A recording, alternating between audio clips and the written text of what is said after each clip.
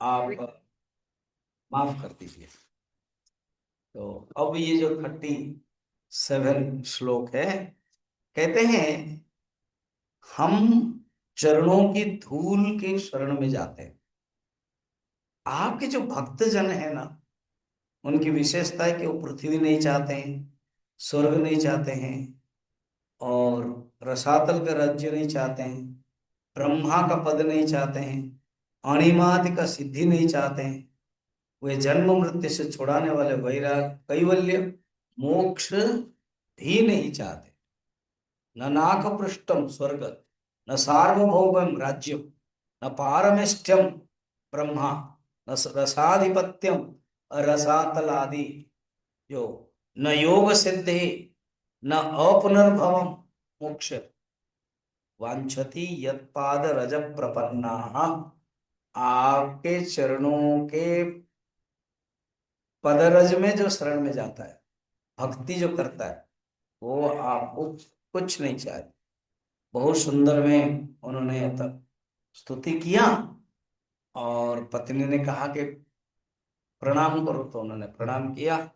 फिर कहा ठीक है, मैं अभी आदेश देता हूं, यहां मत रहना, अपने पत्नियों के साथ तुम समुद्र में चला जाना। समुद्र में रमण द्वीप है, जहां से तुम आए वहां चला जाना, और यहाँ पर हमारे जो कालिंदी है, नदी है, उसको शुद्ध बना देना।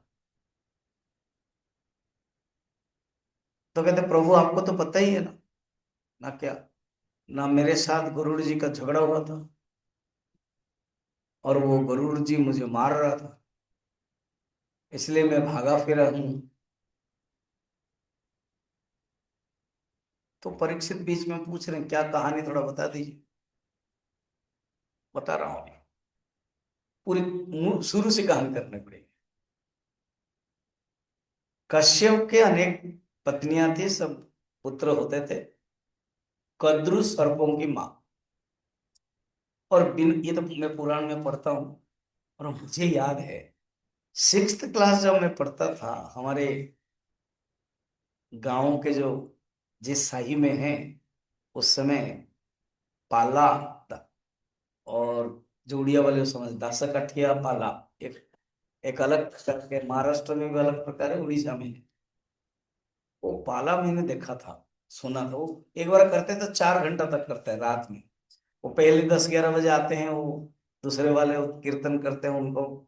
फिर जो गायक आते हैं ना, उनके प्रति ना मेरे वो बड़ा भाव, सुंदर ड्रेस पहन के आते हैं, और एक वो चंवर लेके आते हैं, वो इधर वो बाजा बजाते हैं, वो एक एक श्लोक गा करके, वो बड़ा बीच में ही चौराहा में करते हैं, तो वो चारों तरफ घूमते हैं। बड़ा सुंदर लगता था, माने मुझे तो आइडियल लगता था, कितना ये अच्छा है। फिर जाके कभी कोई मिलते थे, प्रणाम करते थे। वो 4 घंटा में ये कहानी मैंने सुना, मुझे याद है। फिर जब पढ़े तो और भी। तो एक दिन शाम को कद्रू ने सोचा बिना को ठगने के लिए। जो सूत होते हैं ना, बड़े सूत छोटे सूत, तो बड़े ज्यादातर छोटे को ठगते हैं। हालांकि यहाँ उत्तानपाद में सुनीति बड़ी है और सुरुचि छोटी है, और सुरुचि पावर रखती थी, सुनीति ठगी जाती थी। अब आई और कहा कि सुनो सुनो, वो दूर से देखते हो घोड़ा ना, सफेद है कि काला? क्या दीदी, सफेद है। पूंछ, वो भी सफेद है। नहीं, घोड़ा सफेद है, पूंछ काली है। नहीं नहीं, सफेद घोड़ा, पूंछ भी सफेद है। ना काला है, एक काम करते हैं बेट लगा देते हैं। अगर सफेद है, मैं तुम्हारी दासी बनूंगी, अगर काली है, तुम मेरी दासी बनोगी। कंफर्म है बिनता कि ये सफेद है। हाँ कर दिया। अरे अभी नहीं देखते, सांझ हो गई, सवेरे देखेंगे। अपने अपने घर आए। तुरंत कद्रू ने सर्पों को बुलाया। एक काम करना पड़ेगा ना क्या, जो पूंछ है ना वो लपट जाओ, ऐसे लपटो, पता नहीं चलेगा। काला होना चाहिए, बाल उसका सफेद है। अभी अभी करो, और टेस्ट के बाद, एग्जाम के बाद मैं तो जीतूंगी, उसके बाद जाओगे।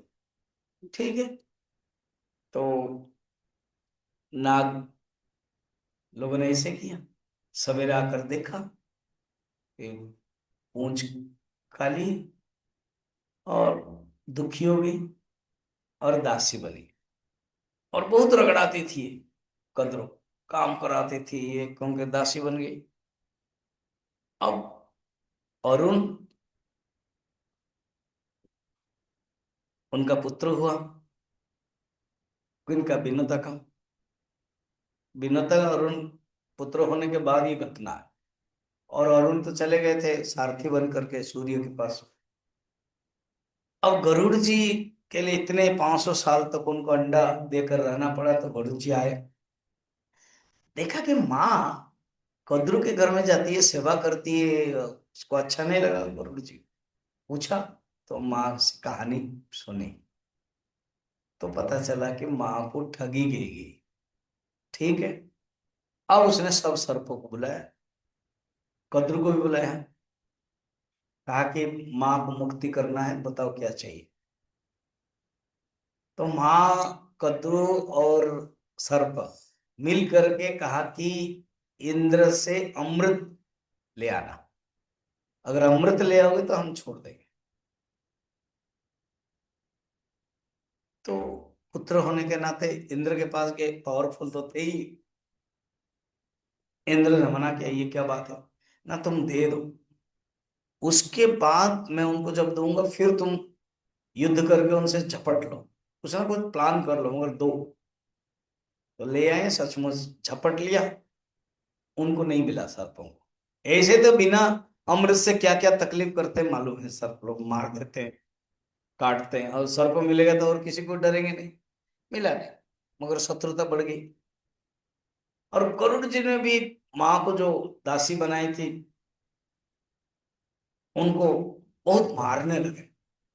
जाके कंप्लेन किया ब्रह्मा को, कश्यप के ही पुत्र ये लोग, वो भी कश्यप के पुत्र, और ब्रह्मा है दादाजी, पितामह। तो ब्रह्मा ने गरुड़ जी को बुलाया, इन लोगों को बुलाया, एग्रीमेंट करा, 15 दिन में एक बार, नहीं महीना, महीना में एक बार तुम, क्योंकि गरुड़ ने कहा ये तो मेरा खाद्य है, मैं तो खाऊंगा ही। गरुड़ का खाद्य सर्प है, बाकी मैं तो खाऊंगा, मेरे लिए भी फायदा है। शत्रुता जो है, माँ को जो तकलीफ दिया उसका प्रतिशोध होगा, और मैं लूंगा, नहीं तो मैं रोज मार के खाऊंगा। तो एग्रीमेंट हुआ, महीना में एक बार खाएगा, एक एक सर्प दिया जाएगा। तो ऐसे तो सर्प बहुत हो जाते तो मिल जाएगा। एक दिन कालिय इसका, अगर वो कहानी बोल रहा है तो बोलेगा एक दिन मेरा भाग था, और मैं गया, युद्ध किया, मैं हार गया, फिर मैं भागा भागा यहां पर आया। और डायलॉग तो हो रहा है ना, तो कृष्ण पूछेंगे या परीक्षित पूछेंगे, यहां पर क्या हुआ। गरुड़ जी नहीं आते ना, कैसे ना, यहाँ पर पूर्व में सौगिरी करके एक ऋषि थे, वो ध्यान कर रहे थे, ध्यान करके, उनकी तो अलग कथा है। मछलियों को देखकर उनकी भी इच्छा हुई शादी करने के लिए, वो 50 कन्याओं को विवाह किया था सर। हाँ, तो वो है। अब हम विवाह में नहीं जा रहे, वो ऐसे बैठे थे, तो गरुड़ जी क्या करते थे, मछली खा लेते थे। तो मछली जो लोग आकर के शरण में गए कि ऋषिवर हमें रक्षा कीजिए। गरुड़ जी ऋषि की भी बात नहीं माने, खा ही रहते। तब गरुड़ जी अभिशाप दिया, इस इलाके में तुम आओगे, पानी को टच करोगे तो तुम मर जाओगे। ये बात गालियों को पता था, इसलिए कहते प्रभु, मुझे पता था कि गरुड़ को अभिशाप मिला और ये पानी टच नहीं कर सकता है, इसलिए मैं यहाँ अंदर। कब, अब तुम चिंता मत करो, तुम समुद्र रमण द्वीप जाओ ना, वहां, अरे समझते नहीं हो, तुम्हारे फण में मेरा जो चिन्ह पड़ा हुआ है, वो चिन्ह देख के गरुड़ और खाएगा नहीं, क्योंकि तुम भक्त बन गए मेरा। तब प्रणाम किया, रमणक द्वीप समुद्र की तरफ चले गए। कहा कि हम लोगों को यहाँ खेल करना है, लीला होनी है, तुम चलो। तो भगवान ने इस प्रकार के कार्य किया। फिर प्रलंबासुर का भगवान ने वध किया। फिर गायों और गोपों को दावानल से भगवान ने बचाया। तो तीन तीन बार विषाग्नि, मुंजाग्नि, दावाग्नि, इस प्रकार रात में एक बार, दिन में एक बार। अब गर्मी के बाद वर्षा ऋतु आई। तो वर्षा ऋतु जब हुई, तो वर्षा ऋतु और शरद ऋतु के बारे में वर्णन रामचरितमानस में भी यही हुआ।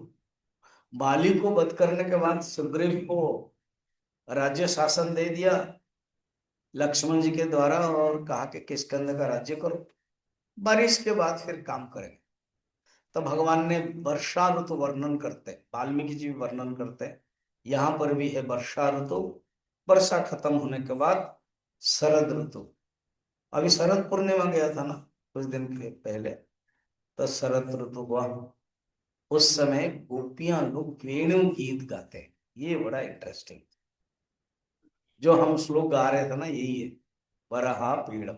अब गाएंगे वेणु गीत। अब इसको थोड़ा सा सोचो कि रोज ये जो बालक है सब अपने अपने घर में कुछ खा लेते थे, और कलेवा लेते थे। कलेवा को ही कवलम कहते हैं। नाश्ता जो मिला, कवलम। कलेवा ले होता है ना, राजस्थान में देखा आप, नाश्ता को ले, होटल को लिखते हैं कलेवा ले, सुना होगा। तो अलग अलग सब खाना लेके आते थे। ये गोपियां लोग सुंदर गीत गाते थे जब जाते थे उनके बारे में, और जब आते थे। तो ये जो श्लोक है ना, हाँ, तो ये दोनों के लिए भी हो जाए। पढ़ते हैं, ये बड़ा सुंदर श्लोक। कौन सा मालूम? वेणुगीत, 21 अध्याय। बरहा पीड़म नटवर वपुः कर्णयो कर्णिकारम् बिभ्रतवास कनक कपिशम् वैजयन्तीं च मालाम् रन्ध्रान् वेणोरधर सुदया पूरयन् गोपवृन्दैः वृन्दारण्यं स्वपदरमणम् प्राविशद्गीतकीर्ते। वृंदावन जंगल में प्राविशद प्रवेश कर रहे। वृंदारण्यम, सुंदर श्लोक। ये जो 4 श्लोक वेद व्यास जी सिखाया था ना, इसमें से ये एक है। वृंदारण्यम स्वपद रमणम, अपने ही पद में रमण करने वाले, अपने ही स्थिति में रमण करने वाले, तो वो प्राविशद गीत कीर्ति। उनके क्या रूप है। जो कृष्ण भक्त है ना, जो रूप माधुरी, रूप के चिंतन करना है, और कितना सुंदर बताया। पहला वाला भी भगवान खा रहे हैं, और यहाँ भगवान जा रहे हैं। खाते भी राम को हो, जाते भी राम को, सुनते भी राम को हो, राम राम राम, हंसते भी राम को हो, रोते भी राम को, गाते भी राम को हो, राम राम राम।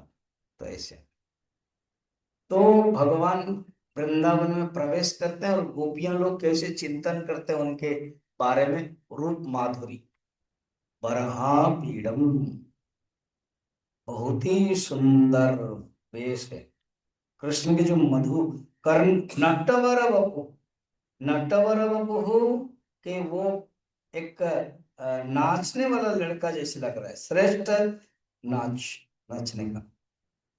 और जो मुकुट है मयूर पिंछ बरहा पीड़ा, अर्थात मुकुट में सिर पर मोर पिंछ बरहा पीड़ा नटवर बधु। कर्णयो कर्णिकारम, कान में कनियर फूल है। कनियर फूल मालूम है? अम्लतास, अमलतास, कनेर, करवीर कहते हैं। तो वो फूल है कनेर फूल, कर्णय कर्णिकार।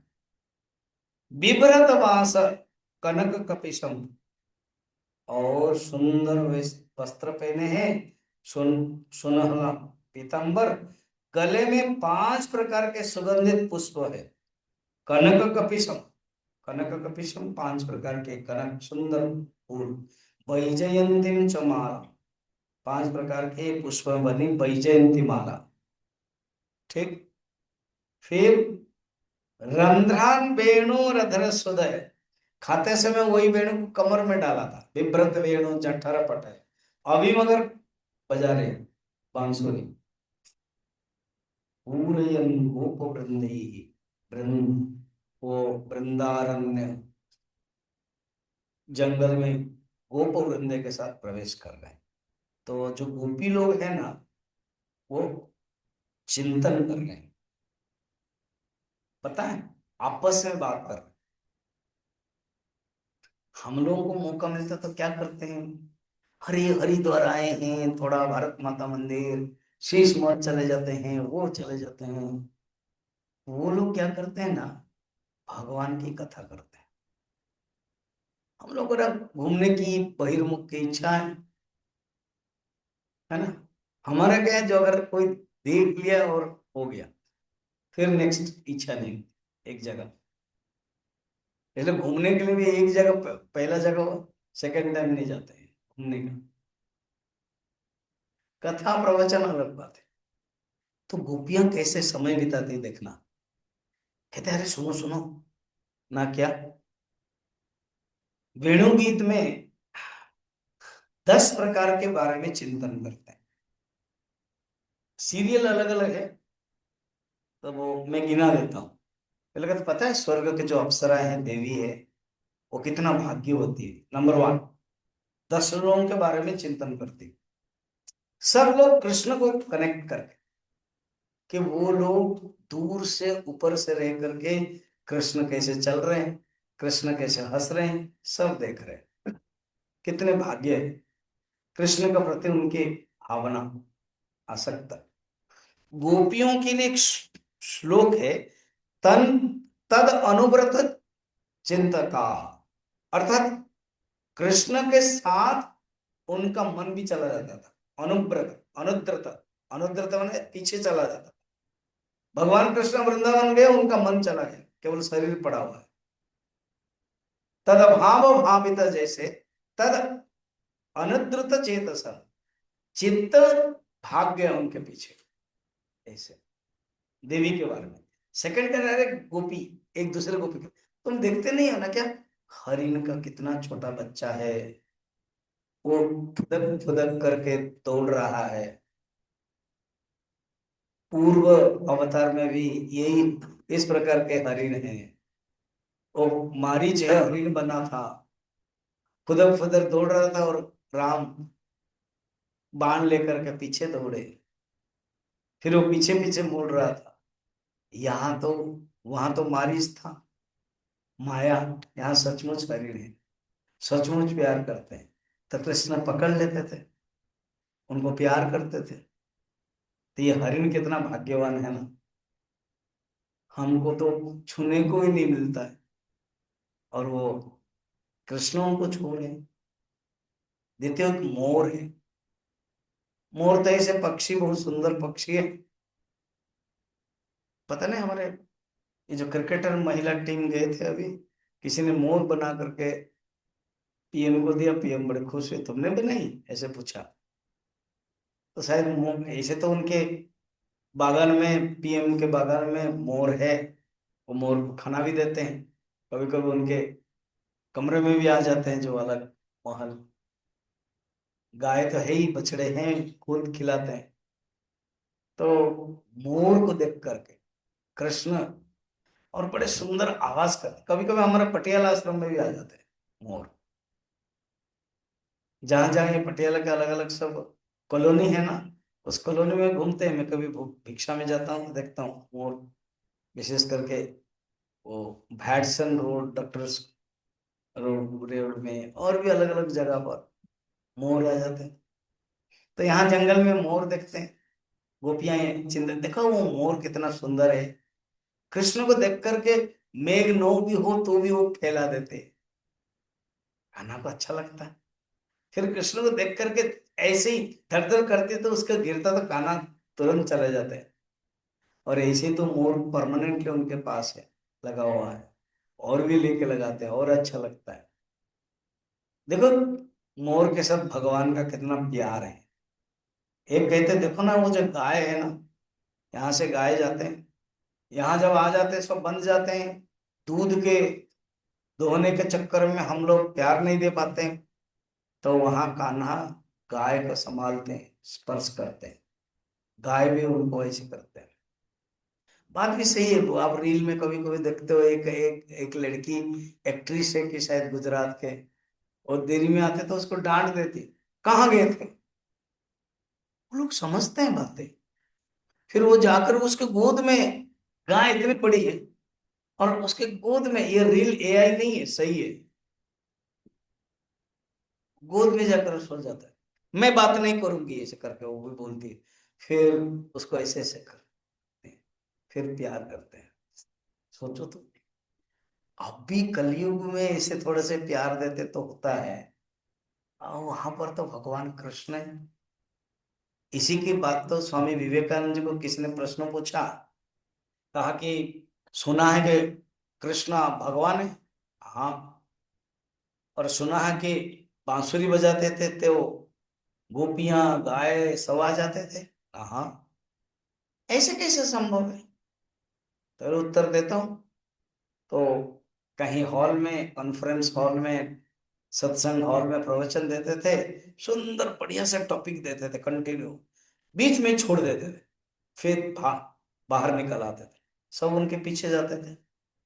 फिर चलते चलते हाँ देखा कि कहीं छोड़ रहा, थोड़ा खड़े हो जाते थे, हाँ मैंने कहाँ छोड़ा था, फिर बोलते थे, सुनते थे। इसी प्रकार 3-4 बार किया। तो उन्होंने पूछा, आप मेरे पीछे क्यों भाग रहे हो? आप इतना सुंदर बोल रहे हो, अच्छा लग रहा है, इसलिए हम भाग रहे हैं। कहा कि मैं एक भारतीय साधु हूँ, मैं कथा कहता हूं तो आप आकर्षण हो जाते हैं। तो हमारा भगवान जो सर्वशक्तिमान, वो बांसुरी बजाएंगे तो नहीं आएंगे। समझ गए सब लोग, ऐसे हैं। अच्छा, 4 नंबर में था। 5 नंबर में बछड़ा। अच्छा, गाय तो धीर स्थिर है, बछड़ा तो फुदकते फुदकते हैं। कोई कोई बछड़ा तो जानबूझ के कान्हा के पास आ जाते थे, जानबूझ के कान्हा को स्पर्श करके चले जाते थे। कितने भाग्यवान है ना। फिर एक कहते, अरे तुम देखा, तुम सोचा ना, ये लोग जंगल नहीं गए, मगर यहाँ से बैठ के जान लेते क्या क्या होता। तो 6 नंबर में पक्षी। कहते कोई पक्षी आवाज करती है, कोई पक्षी दिखती है, कोई पक्षी क्या करते हैं, भाग्य है। कहता अरे ये तो हो गया, ये सब चेतन है, सब लोग इनमें से श्रेष्ठ है, सात्विक है, अप्सरा है, देवी नंबर 1, हिरण मोर गाय बछड़ा आदि पक्षी कर दिया 6। अब 7 नंबर तो जड़ भी मुग्ध हो जाते हैं ना। कौन? नदी, कालिंदी नदी, यमुना नदी। क्यों यमुना नदी नीली हो गई तुमको पता नहीं ना क्या? कान्हा को चिंतन करते करते ही नीली हो गई। मेघ भी क्यों श्यामल वर्ण है? कान्हा को चिंतन करते करते ही श्यामल वर्ण हो गया। तो 7 नंबर में नदी और 8 नंबर में मेघ। मेघ देखो कितना, जब जब कृष्ण चलते हैं जानबूझ के बहुत गर्मी नहीं कराते, बादल करा देते। बात भी सही है। रामायण में वर्णन है, भगवान राम जब वनवास गए तो मेघ तो किया, और भरत गए तो और करने लगे कि वहां तकलीफ न हो। पूछा गया मेघ को, पूछा गया भूमि को, पूछा गया पत्थर को, पूछा गया रास्ता को, आप इतना मुलायम के क्यों हो रहे हो? कहते देखो, आप राम के लिए भी इतने नहीं हुए थे। कहते हैं भरत को अगर कोई तकलीफ होगा, वही तकलीफ राम के पास चला जाता है, राम को तकलीफ होता है। इसलिए हम भरत को सही सलामत रखते हैं तो राम सही में रहे। भगवान राम इतने भरत को प्यार करते हैं कि उनका छोटा सा दुख भी नहीं सहन कर सकते। तो कृष्ण जब चल रहे हैं, बलराम है, मेघ भी 8 तक आ गया। अब है भीलनी। भीलनी, अरे भीलनी। भील जो है उनकी पत्नियां, बोलते वो क्या कुछ कम है ना? कैसे? उनको जब वो कान्हा के पास नहीं आते हो, सोचते हैं कि हम तो आदिवासी है, हम तो जंगल में रहने वाले हैं, पता नहीं प्यार करेंगे कि नहीं। हम स्त्रियां हैं, वस्त्र भी हम पूरा नहीं पहने, ठीक नहीं लगेगा। और कान्हा जहां चलते थे, उसकी जो धूल है, उस धूल को रख के अपने वस्त्र पक्ष में डाल देते थे। और जो फूल पहने थे गिर जाता था, उस फूल के केसर को लेकर के अपने वक्ष को रख करके शांत करते हैं। गोपियां कहते कितने भाग्य हमसे भी। हम तो यहीं पर बैठ के देखते हैं कभी कभी। आजकल तो छोटे बच्चे थे तो था ततैया छचिया भर नाच नचाइए हम लोगों ने कर लिया। अब तो मौका ही नहीं, नाच नहीं रहे, बड़े हो गए, है ना। और आते ही यशोदा माँ उनको खाना पीना दे करके थक भी जाते, सो जाते साई में, और घूम नहीं पाते हैं जो बच्चे घूम रहे थे। वही जो 3-4 साल हम लोगों ने आनंद लिया, वो अभी कहाँ है? अब जंगल में ये लोग आनंद ले रहे हैं। सुंदर ना? और सोचते सोचते इसको वेणु गीत बोलते। और लास्ट में कहते गोवर्धन। सारा दिन ये गोवर्धन के ऊपर नीचे कभी बैठते हैं, कभी पत्थर लेकर लटा करके सोते हैं। कम बात है। कभी कोई सोते लिखा हुआ है, कभी कोई का बालक है, वो बैठता है, कान्हा को गोद में सोने के लिए कहते हैं। तो किसी गोपाल के गोद में कान्हा का सिर है, और जब पैर हो गया तो 2 मित्र आ जाते हैं, वो दबा देते हैं। खुद कृष्ण कभी कभी बलराम जी का दबाते हैं कि आप तो भगवान हैं। वर्णन करते हैं, आप धन्य हैं हम लोग आपके अवतार से। बलराम कहते हैं प्रभु ये सब आपके लिए ही, मुझे आप दे रहे हो। इस प्रकार के चल रहा है। सुंदर, क्या बात है। अब ये जो धीरेन्द्र शास्त्री दिल्ली से वृंदावन तक पद यात्रा चल रहा है ना, आज 3rd डे है शायद। तो मैंने एक रील देखा था, किसी ब्रह्मचारी के गोद में उनका सोया हुआ। थक थकेंगे तो इतना 50 किलोमीटर रोज, 40 किलोमीटर चलना है, बीच में फिर सबको लेके चलना है। आज तो 5 लाख हो गए, पहले 1-2 लाख थे, अब 5 लाख। और ये मुसलमान लोग, ये एसटी, कुछ कुछ लोग, ये जो भीम पार्टी, रावण पार्टी, ये पार्टी से विरोध कर रहे हैं। चिट्ठी भी दी है कि ये हिंदू राष्ट्र बनाने के लिए बोल रहे हैं, गलत बात है, ये भारत है, निरपेक्ष है। तो प्रेसिडेंट को चिट्ठी भी गया। सीजीआई जो है, सीजेआई, अभी वो चला जाएगा, वो जूता खाने वाला वाला, मालूम है ना? जूता जो वकील ने मारा, तो वो अभी नवंबर 26 में जाएगा, उसका लास्ट है। तो उसको भी चिट्ठी दिया गया, वो भी सपोर्ट करता है। करोड़ों करोड़ों लोग आते हैं, सब लोग भी आते हैं, सबके लिए खाना बनता है, कोई भी आकर थक तो जाएगा, सोए थे तो उनसे याद आ रहे, भगवान कृष्ण भी ऐसे करते थे। तो गोपियां सब सुंदर विचार करती हैं। आगे अब चीर हरण का प्रसंग है क्या? यहाँ श्लोक है क्या? नहीं है? अच्छा। हम्म।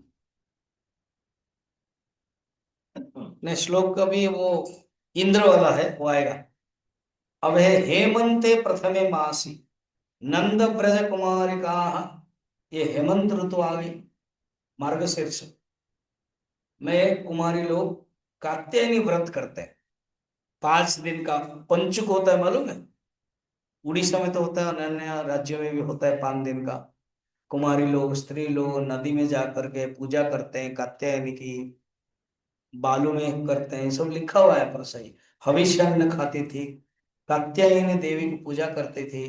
और क्योंकि जो कुमारिका है वो लोग मांगते थे कि हे माँ, हमें कृष्ण जैसा वर मिले, कृष्ण ही वर मिले। नंद गोपसितम देवी पतिम में कुरु थी नमः, हमारा नंद पुत्र ही पति बने। तो इस प्रकार के माँ भी वरदान देती है।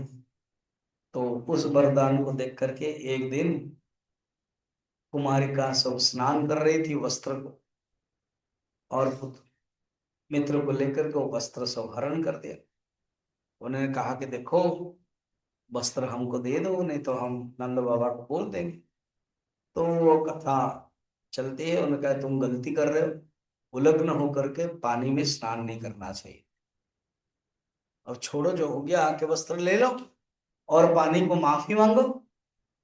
तो अब तो पानी के अंदर ही है, उनको तो लगेगा ही लज्जा। तो उन्होंने कहा कि हाथ जोड़ दो। कहा हाथ पकड़ करके रखे थे, जो योनि भाग है कवर कर रहे थे। तो भगवान ने कहा कि हाथ जोड़ो, अर्थात शरीर से ऊपर उठ जाओ। ये स्त्री शरीर है, ये स्त्री का कोई अंग है, वो नहीं, तुम्हारे अंदर से ऊपर हो जाना चाहिए। ये शरीर तो केवल लीला के लिए तुम लिए हो, तुम लोग तो ऋषि लोग। भाव यही है। वस्त्र का अर्थ है वासना। वस्त्र दिया, वापस दिया, अर्थात केवल जीने के लिए जो आवश्यक है, बस उसी को। तो भगवान ने उपदेश दिया और कहा कि जरूर मैं रास पूर्णिमा में तुमको बुलाऊंगा। अब एक दिन भगवान वृंदावन में घूमते घूमते मथुरा के नजदीक आ, ये गोकुल, वृंदावन, मथुरा, बरसाना, ये सब आसपास है। जो 12-15 दिन का घूमने का जो लगता है ना, ये मैं कार में बोल रहा हूँ, पैदल तो छोड़ ही दो, हम लोगों की ताकत नहीं है। तो वो 3-4 स्टेट में सब तीर्थ है। तो यहाँ मथुरा के नजदीक आते आते आ गए। उस दिन ना कान्हा पता ने मना कर दिया था, कोई नो ब्रेकफास्ट मत लाना। फिर अरे मत, वो लोग प्रश्न नहीं पूछते, हम लोग फिर पूछते हैं। फिर क्या खाएंगे, क्या मिलेगा, क्या नहीं है, ऐसे पूछते रहते हैं ना। उनको पूर्ण समर्पण, कान्हा ने कह दिया मैंने, छोड़ो, वो व्यवस्था करेंगे। भूख लगी तो बोले कान्हा मना किया था, अभी तो भूख लग रही। दौड़ रहे हैं, कौन दौड़ रहा है, चूहे, कहाँ, पेट में, पेट में चूहे दौड़ रहे हैं। भगवान ने कहा चिंता मत करो, जाओ मथुरा में, हाँ, वो यज्ञ हो रहा है, आंगिरस यज्ञ कर रहे हैं। और वहां ब्राह्मण लोग है, हमारा नाम बोलो और ले आओ प्रसाद। ये जाके बोले तो बड़े गुस्से में यज्ञ कर रहे थे। बोले, कृष्ण बलराम तो है तो क्या होगा, जाओ, हम कुछ नहीं देते। बलराम कृष्ण को नहीं जानते। गोपाल कहा कि तुमको हम वृंदावन में प्रसिद्ध हो लग रहा है, हमारी सिटी में, बाहर सिटी में तुझे कोई नहीं जानते। बॉलीवुड को जैसे हॉलीवुड वाले नहीं जानते। बोले अरे तुम खाने के लिए गए थे ना, हाँ, तो खाने के लिए तुम ब्राह्मणों के पास गए, खाने के लिए किसके पास जाना चाहिए, पत्नियों के पास जाना चाहिए। माता उनके पास जाओ, देखो क्या हो। अब ये पत्नियां अलग अलग, क्योंकि यज्ञ में होगा, पूर्णाहुति में भोजन आदि, मालपुआ, क्या पुलाव, क्या क्या सब ले करके बना करके लेके जा रहे थे। उसी समय बोले कृष्ण बलराम याद कर रहे तो वहां न जा करके सब लोग गीत गाते गाते आ गए, सबको खिलाया। भगवान ने उनको उपदेश दिया, उनका जीवन धन्य हो गया। एक ब्राह्मणी को एक पति देव ने छोड़ा नहीं, तो वहीं पर ही शरीर त्याग कर दिया। भगवान को 7 साल हुआ, गर्मी का दिन था, इंद्र यज्ञ करने के लिए तैयारी हो रही थी। कोई इधर जा रहा है, उधर जा रहा है, कोई डिस्कशन हो रहा है।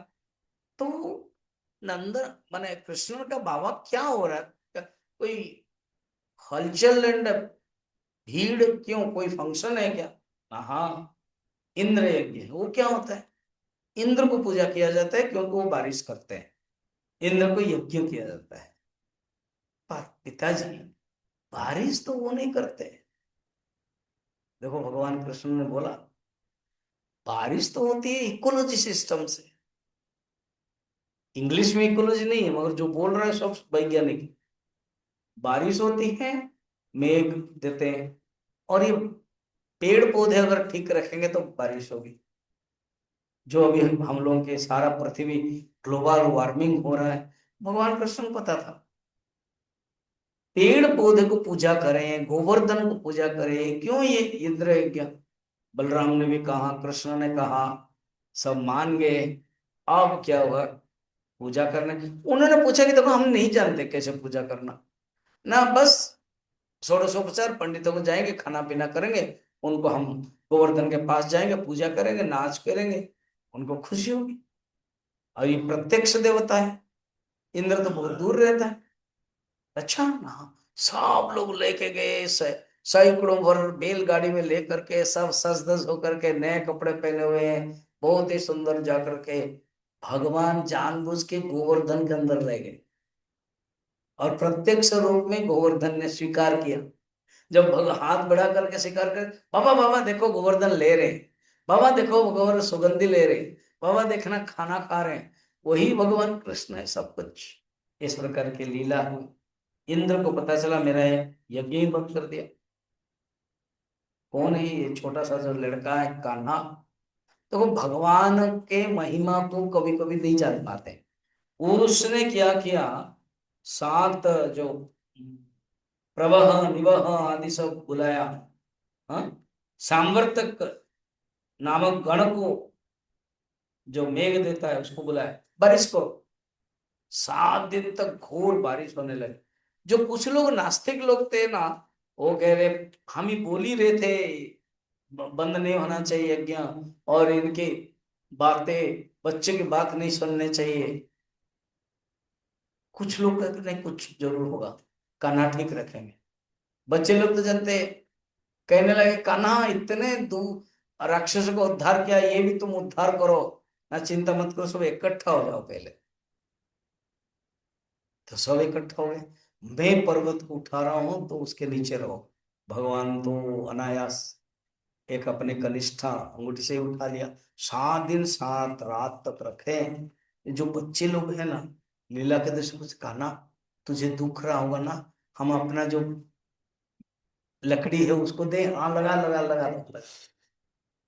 अर्थात देखो भगवान सब कुछ करते हैं, हवन यज्ञ, बस हम लोगों को उसमें मिलना है, जैसे आप लोगों ने किया। भागवत हो ही रहा, उसमें आप लोगों ने भी मदद किया। आप नहीं करते भी होता, और करते तो एक भाव आता, यस हम लोगों ने किया है।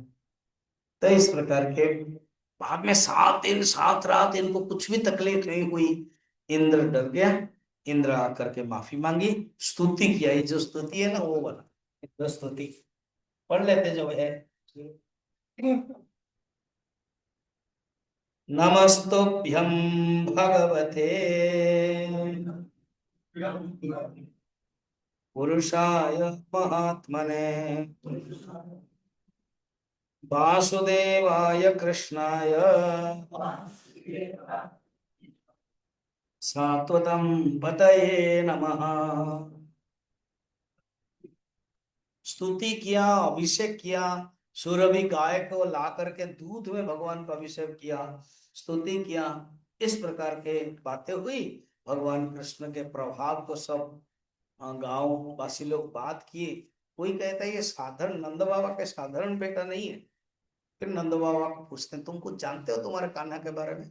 हाँ हाँ क्या ना, गर्गाचार्य जो आए थे नामकरण में बताया था कि ये भगवान के अवतार है, हम नारायण जैसा है, इसलिए मुझे तो लग रहा है कोई है। एक दिन कार्तिक महीना में शुक्ल एकादशी के दिन ये लोग उपवास किया, और उस दिन भगवान शंकर के पूजा किए, द्वादशी के दिन रात में सब जंगल में रहने लगा। और नंद बाबू को पता नहीं था, 2-3 बजे नींद टूट गई। कभी कभी हम लोगों का भी होता है, तुरंत आप बाथरूम टॉयलेट जाते हो, ब्रश कर लेते हो, वो करते हो। तो ये नंद बाबा को लगा यमुना जल में स्नान करने लगे। 2-3 बजे आसुरी बेला होती, वरुण के सेवक पकड़ लिया, लेके गए। सवेरे देखा कोई नहीं, यशोदा रो रही है, बाकी सब बच्चे रो रहे, ये हरे कृष्ण को बताया। चिंता मत करो। भगवान कृष्ण अंदर घुसे, वरुण लोक में पहुंच गए। भगवान को देख के ही खुश हुए, कहा कि तुमने हमारे पिताजी को ले आए। ओहो, सेवक लोग को लेके आ गए होंगे। प्रभु अच्छा हुआ, आपका दर्शन हुआ। तो उन्होंने स्तुति की और नंद बाबा को भी पहुंचा दिया। इस प्रकार की भगवान की लीला हुई। अब 29 to 33 अध्याय में 10वें स्कंद के रास पंचाध्यायी है, रास लीला। भगवान ने वरदान दिया है, इन लोगों ने पूजा की थी कि मैं तुम्हें जरूर खुश करूंगा। रासक क्रीड़ा है ना। 29 का पहला श्लोक मैंने पढ़ना। भगवान पिता रात्रि शरदोत्फुल्ल मल्लिका वीक्षरन्तुं मनश्चक्रे योगमायामुपाश्रितः। शरद ऋतु थी, शरद पूर्णिमा। अभी शरद पूर्णिमा कुछ दिन पहले गई ना,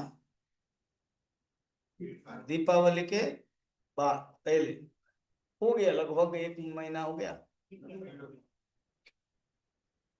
तो शरद पूर्णिमा थी।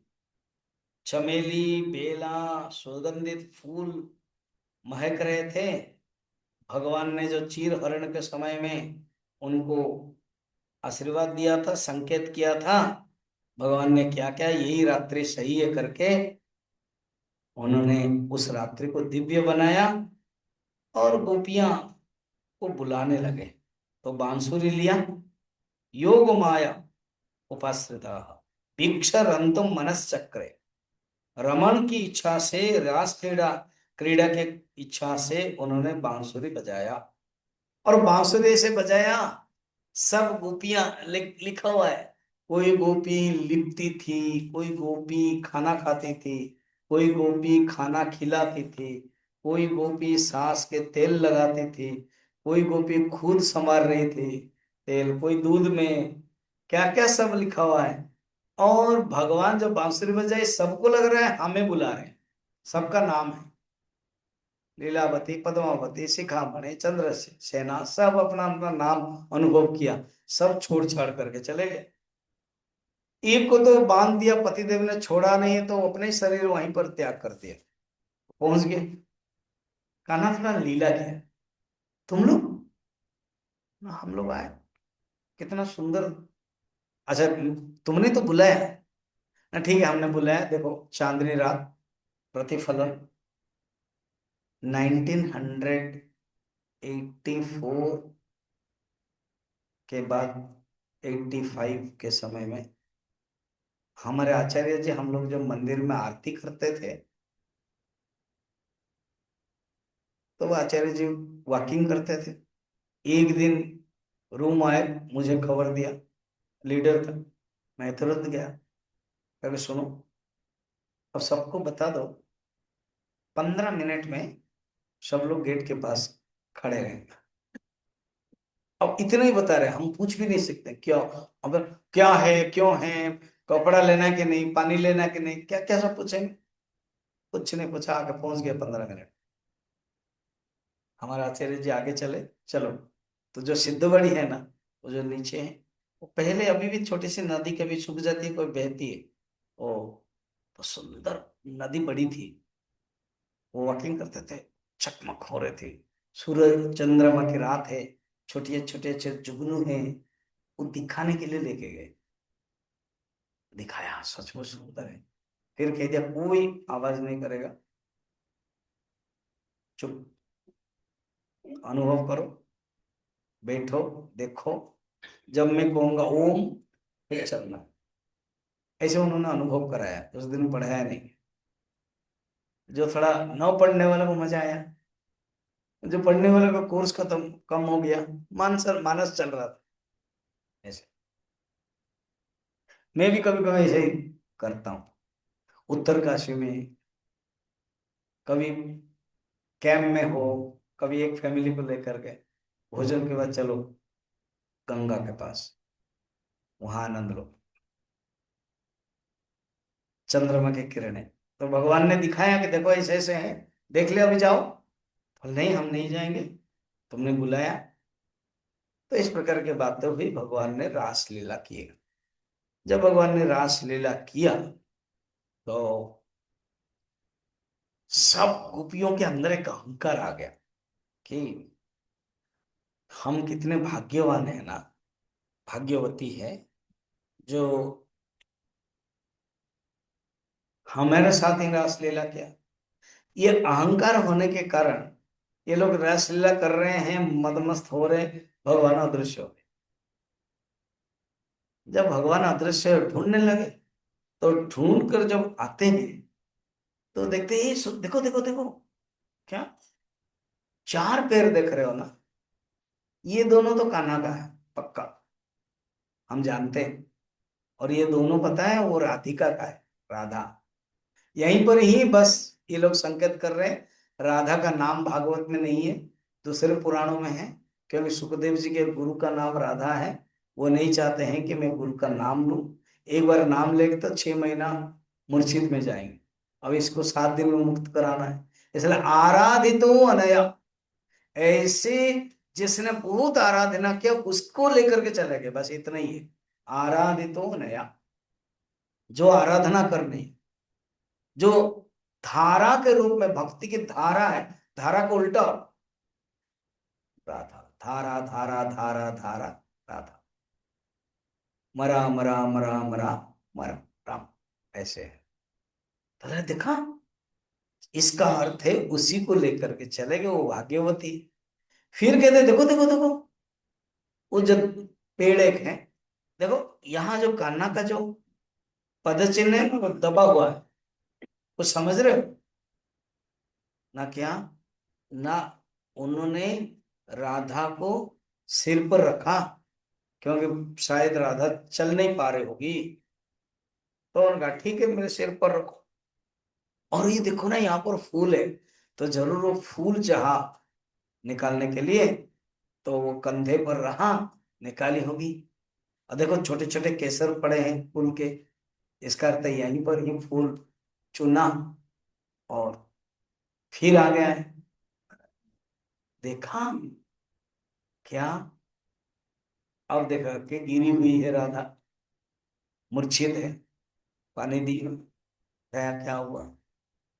ताकि आए मेरे अंदर भी अहंकार आ गया, बस भगवान छोड़ के चले गए। तब 32 श्लोक स्कंद अध्याय में विरह गीत बोलते हैं, गोपिका गीत, बड़ा सुंदर है। 18-19 श्लोक है। ये मैं 1-2 बार लिया हूँ। रांची में एक राधा कृष्ण मंदिर था, उसमें 5-6 दिन सिर्फ इसी 19 श्लोक को लिया हूँ, पढ़ते हैं। उसमें पहला वाला तो जयति ते धिकम जन्मना व्रज है, कि आपके जन्म होने के कारण यहाँ पर गोकुल जो ब्रज है वो वैकुंठ बन गया, सौंदर्य और निवास स्थान है। बस अब हम जो लिखा हुआ है, हमने 2 ही लिखा 19 में से, पढ़ते हैं। तव कथामृतम तप्त जीवनम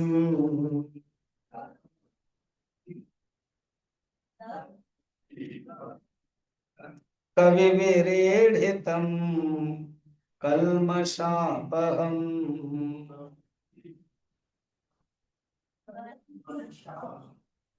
श्रवण मंगलम श्रीमदादतम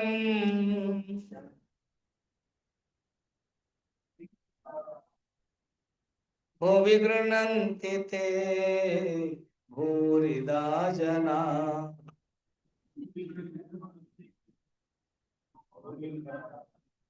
आपकी कथा, तव कथामृतम तप्त जीवनम। तप्त जीवन, हम लोगों का जीवन तप्त है, तीन ताप से ग्रसित है।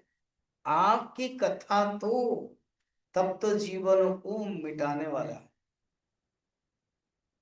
जीवन सर्वस्व है। बड़े बड़े ज्ञानी कवि भी ईडितम कल्मषापहम, कवि लोग ही आपके गान करते हैं, सारे पाप नष्ट हो जाते हैं। ईडितम आपके बारे में ही गान करते हैं, स्तुति करते हैं। कल्मषापम श्रवण मंगलम, आपकी कथा सुनते ही मंगल हो जाता है। श्रीमदाततम, परम सुंदर मधुर गीत है। जो तुम्हारी लीला के गान करते हैं वास्तव में वो बड़े दाता है। भूरिदा जना भूमि गृणंते थे, आपके जो गाना गाते हैं वो सबसे बड़े धनी हैं, सबसे बड़े दाता है। क्योंकि सब कुछ कर सकते हैं, मगर ये आपके कथा, सब त्याग करके आपके कथा करना बहुत ही धन्य भाग है। ऐसे इसी प्रकार के बहुत श्लोक है। एक और श्लोक, प्रहसितम प्रियम प्रेम वीक्षणम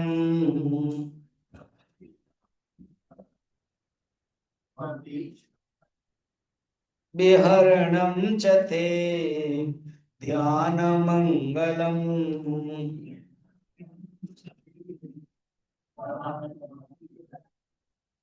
रहसि संविदो या हृदि स्पृशा,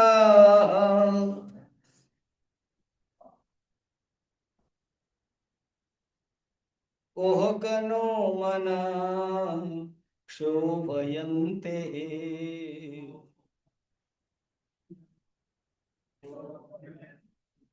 वृंदावन में जब आप छोटे थे, सवेरे सवेरे आपकी माँ इतना सुंदर ड्रेस करके, मोर पिंछ थोड़ा सा गाल में या मस्तक कपोल में काला दाग देते थे, इतना सुंदर लगते थे आप।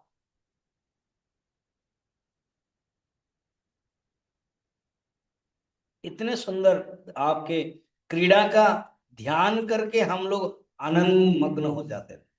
धीरे धीरे आप जंगल जाते थे, मगर आपके बारे में हम सोचते रहते थे।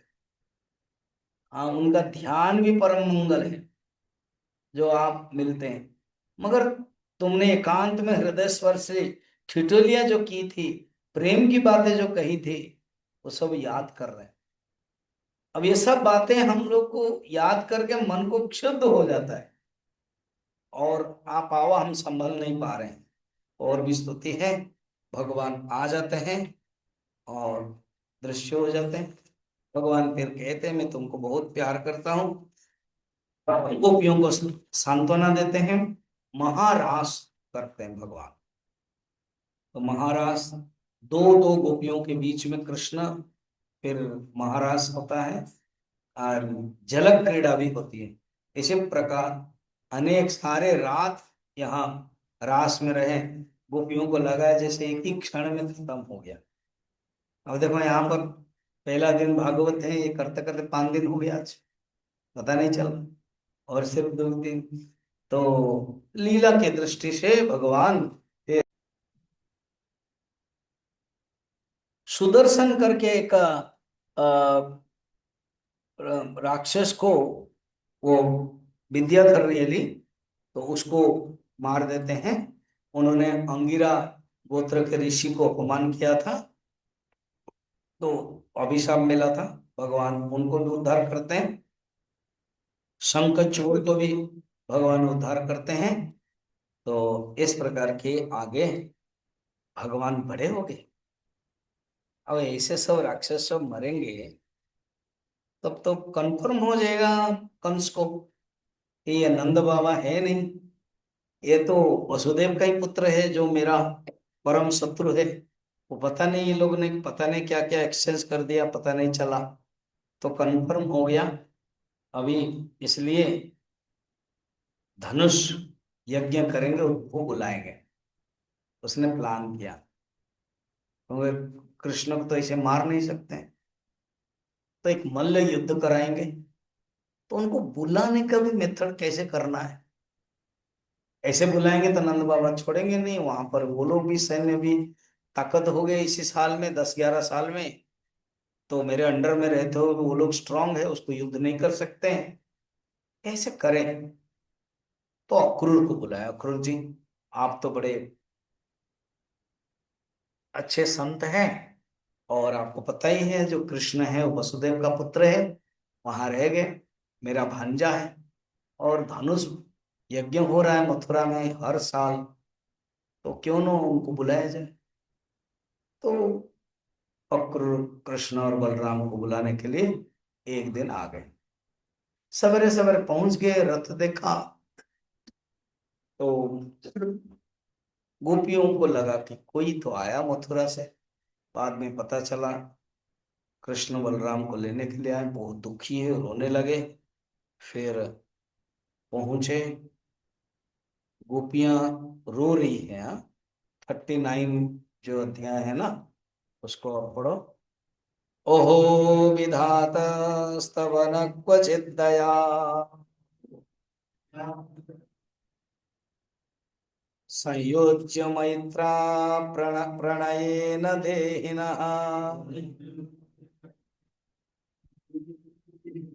तांशाकृतार्था प्युनक्ष पार्थकम्।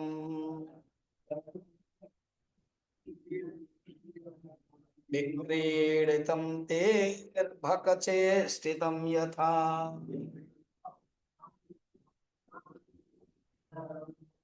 ओहो ये जो विधाता है ना, इनका क्या बताऊं, किसी के प्रति भी दया नहीं। हम लोग को मिलाते हैं और फिर बिछड़ाते हैं। संयोज्य संयोज्य कर देते हैं फिर बिछाड़ देते हैं।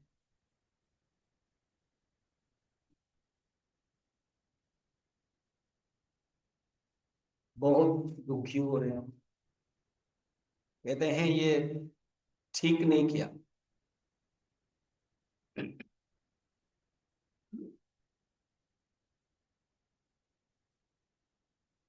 फिर आगे, कांसा कृतार्थम व्योनार्थम विक्रीडितम अर्भकम चेष्टितम यथा।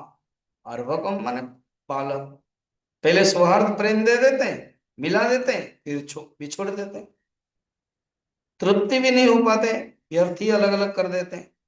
जैसे बच्चे को खेल होता है ना, मिट्टी का खेल करते हैं फिर तोड़ देते हैं, ऐसे ही ये है। अर्भकम माने बच्चा, तो ये खेल की तरफ होता है। तो इस प्रकार के जब भगवान कृष्ण चल पड़े, रथ में बैठे, तो गोपियां को बहुत ही दुख हुआ, रोने लगे। पेज नंबर निकालो, 10 उसमें है। एवं ब्रवाणा विरहातुरं वृषम्,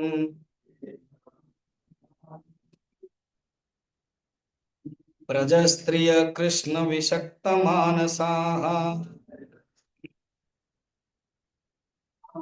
सृज्य लज्जां रुरुदो स्म सुस्वरम्, गोविन्द दामोदर माधवेति।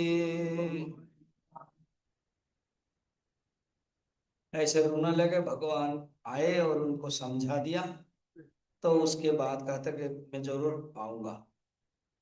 उसके बाद भगवान ने पहुंच गए। शाम को भगवान मंदिर घूमते घूमते, मथुरा घूमते घूमते एक मंदिर में पहुंचे, जहां देवी का मंदिर, वो धनुष था। भगवान को याद है, पूर्व में भी यही धनुष का, वहां भी परशुराम ने रखा था, यहाँ भी परशुराम है। परशुराम के पास भगवान शिव जी से दो लेकर अलग अलग रखा था, तोड़ दिया।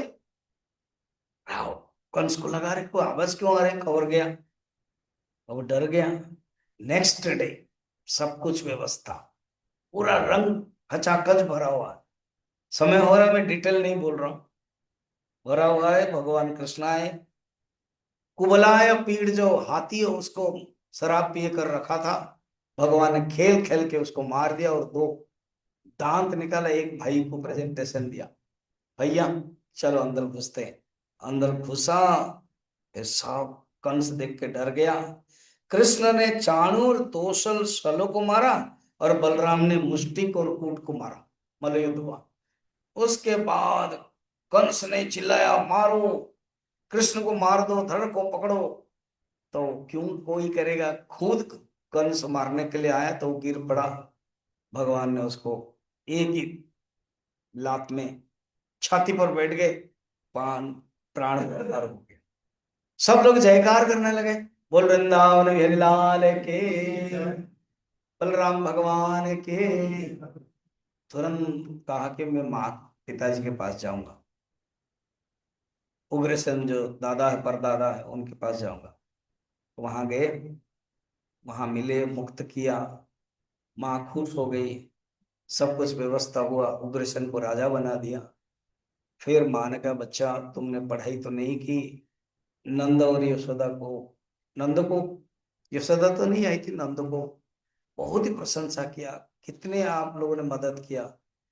फिर सब होने के बाद शांत हुआ तो भगवान को पढ़ने के लिए भेजा।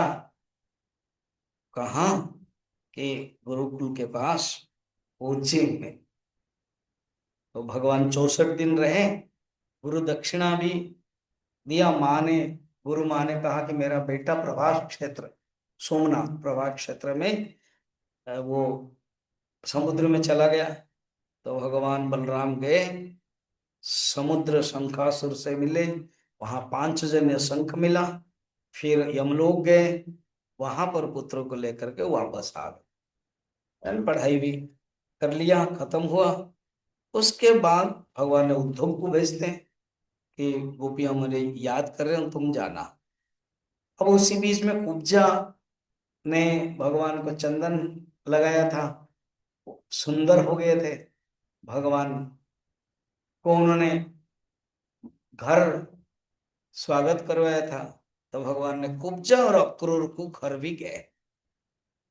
अब जब कंस मर गया, कंस की जो पत्नी है वो प्राप्ति और अस्ति, वो विधवा हो गई। जरासंध के पास गए। जरासंध कंस का ससुर था। तो वो आक्रमण करने लगा। पता है, 17 बार आक्रमण किया मथुरा को। तो मथुरा में भगवान 13 साल रहे, आक्रमण करते गए। सब इकट्ठा करता था भारतवर्ष के सैन्यों के साथ युद्ध। तो मथुरा के बड़े मैदान में युद्ध होता था, बलराम भी जाते थे। मारते नहीं थे, छोड़ देते थे। तो बलराम बोलते, तुम छोड़ते क्यों, मार क्यों नहीं रहे? भाई आप समझ नहीं रहे हो, मैं मार दूंगा तो फिर वो ये सारा भारतवर्ष से जो असुर लोग है वो इकट्ठा कौन करेगा? यही करता है। और ये हमारे हाथ में मरने वाला नहीं है, मैं आपको बताऊंगा ये कैसे मरेगा। आप, मैं जैसे बोल रहा हूँ सुन लो। लास्ट 17वां में गांधार से,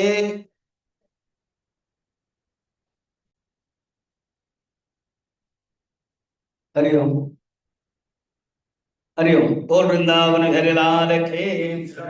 एक काल यवन था जो युद्ध करने वाला था, वो युद्ध किया। और भगवान क्या क्या बीच में भाग गए। जब बीच में भाग गए तो वो बोलने लगा, रण छोड़। भगवान एक गुफा के अंदर घुस गए, ये भी घुसा। एक आदमी सोया था, वो राजा मुचुकुंद है। वो सत्ययुग का आदमी था, मुचुकुंद। उसने युद्ध किया था राक्षसों के साथ, देवताओं के पक्ष में। वर मांगा था, मैं सोऊं, कोई डिस्टर्ब ना करे, जो डिस्टर्ब करेगा वो मरेगा। भगवान को पता है। अपना अंग वस्त्र बिछा दिया और भगवान खड़े रहे। काल यवन आया, मारा लात। यही सो जाते, सोचेंगे ये कृष्ण है। वो उठ गया, आंखों से चल गया। भगवान को देख करके स्तुति किया। भगवान ने उनको अपने नर नारायण आश्रम भेज दिया, जाके तुम ध्यान करो। अब 50वां अध्याय, 51 अध्याय खत्म हो गया। अच्छा,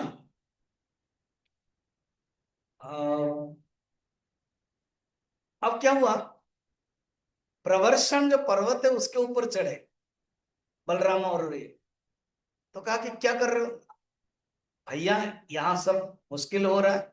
जरासंध अभी मरेगा नहीं, अभी समय है, भीम उसको मारेगा। हम लोग यहाँ से अलग चले जाएंगे द्वारका में। मैंने सब व्यवस्था किया है। मथुरा के लोग, परिवार के लोग सब चले गए। आप ऊपर चढ़िए, हम long jump, high jump, dive करेंगे। कर दिया। इधर ये जरासंध ने आग लगा दिया। सोचा कि वो मर गए। अब भगवान तैरते हुए गए समुद्र में, सब स्वागत कर रहे हैं। द्वारकाधिपति भारंग उग्रसेन रहा, नाम को भगवान को कहते हैं। अब भगवान को 25 साल हो गया, और बड़े भैया बलराम जी विवाह करेंगे। उनको याद है कि मेरे विवाह के लिए रुक्मिणी याद कर रही है, तो बलराम जी के विवाह होगा। अच्छा, सत्ययुग में अनर्त देश के एक राजा थे, रहीवत ककुत में कहते हैं, उनकी कन्या रेवती। उनको लगा कि मैं रेवती को लेकर के ब्रह्मा के पास जाऊं और पूछूं who is the best were for me, इसके मेरे बेटी के लिए। ब्रह्मा हंस रहे हैं, कहते हैं ये सत्ययुग चला गया, क्योंकि तुम इधर आए तो काल परिवर्तन हो गया, इंद्रदम्न का, जगन्नाथ का कथा जैसे एक मनवंतर ही चला गया। अभी भी यहां चला गया, फिर भी एक बलराम जी ही भगवान के अवतार ही, वो फिट है तुम्हारी बेटी के लिए। जाओ तुम मिलो, द्वारका जाओ। तो द्वारका में जाकर आए, मिले, कहा कि ऐसे ऐसे हम अनर्थ देश के राजा हैं, कुशस्थली के। सब खुश हुए, उनके बारे में इतिहास में पढ़ा था। विवाह के लिए तैयार है। पशु देवों की तो माँ है, माँ लोगों को यहाँ ज्यादा इंटरेस्ट लगता है। तो माँ ने कहा कि कान में है बेटे को, ठीक तो है, मगर जो बहू है थोड़ा लंबी है, तो सत्ययुग की लड़की है ना। तो बोले बस इतना ही ना, बाकी तुमको पसंद है? हाँ, मैं ट्रीटमेंट कर देता हूँ। बलराम जी बोल रहे हैं, कैसे करो ना, तुम लोग परमिशन दे दो। तो अपना हल पकड़ा, वो रेवती, उसका नाम रेवती, उसको टच किया। फिर उसको कहा थोड़ा नजदीक आ जाओ। नजदीक आ, टच करके इसे दबाया दबाया दबाया, अपने बलराम जी के कंधे तक आ गए। बस छोड़ दिए। माँ, अब पीटे, अभी पीटे। तो बलराम जी रेवती का विवाह हो गया। बोल बलराम रेवती भगवान के। अब है, भगवान जान लिया कि अभी मेरा लाइन द्वार खुल गया। बड़े भाई जब तक है, विदर्भ देश के, अभी भी विदर्भ नाम है, महाराष्ट्र में है।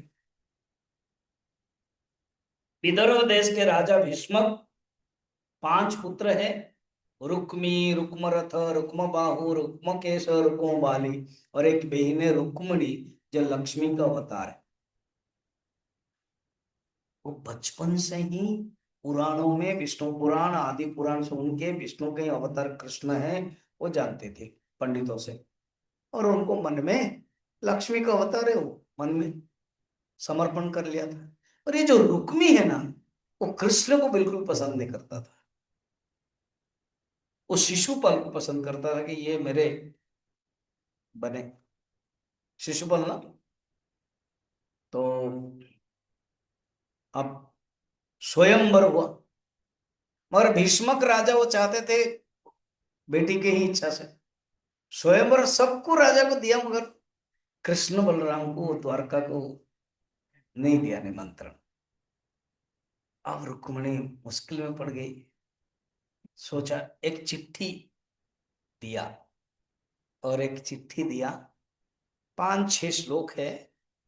This is the love letter of Rukmini to Bhagwan Krishna.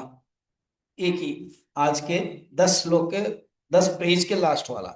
श्रुत्वा गुणान् भुवन सुंदर शृण्वतां ते, निर्विश्य कर्ण विवरे हरतोंगतांपम, रूपं दृशां दृशितमतामखिलार्थलाभम्, कय्युच्चिता विशति चित्तमपत्रपं मे।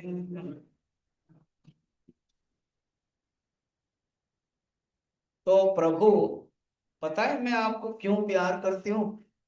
क्योंकि बचपन में ही श्रुत्वा, आपके विषय में मैं सुनी हूँ, आप सचमुच इतने सुंदर है, और इसीलिए मैं आपको समर्पण भी किया हूँ।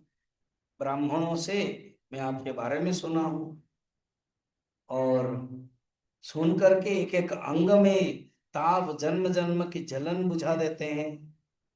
अपने रूप सौंदर्य को नेत्र वाले जीवों के नेत्र के लिए धर्म अर्थ काम मोक्ष चार पुरुषार्थ भी मिल जाता है। मेरे चित्त लज्जा शर्म सब छोड़ करके आपके ही मन में है, आपके पास है। तो ऐसे बहुत सुंदर चिट्ठी दिया एक ब्राह्मण से, ब्राह्मण ने दे दिया। भगवान कृष्ण पढ़ा और कहा कि चलिए बैठिए। ना बलराम जी को बुलाया, ना अपना सारथी को बुलाया, खुद चलाया, ब्राह्मण को बैठा दिया, बीच में ब्राह्मण को छोड़ दिया। ब्राह्मण कह दिया जाके आप बता देना। तो ब्राह्मण जाकर कह दिया कि कृष्ण आ गए आपको लेने के लिए, आप तैयार हो जाए। उस चिट्ठी में लिखा था रुक्मिणी ने, क्या आप पूछेंगे तुम तो अंदर हो अंतःपुर में, फिर मैं तुमको कैसे लूं? तो मुझे तो निमंत्रण नहीं हुआ है, मैं कैसे प्रवेश करूं?